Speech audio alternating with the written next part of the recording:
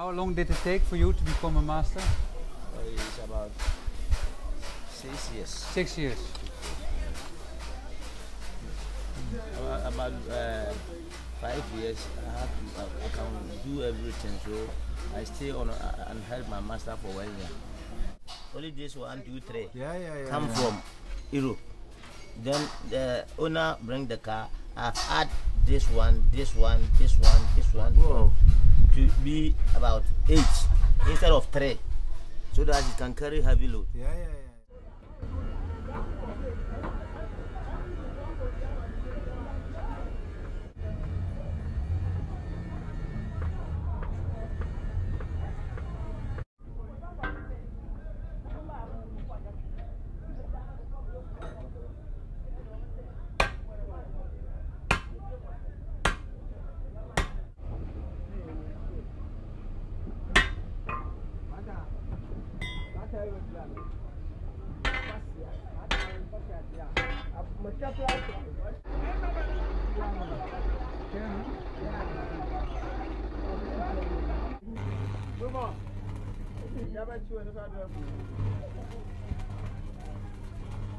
We made it here. This original way from home. Okay.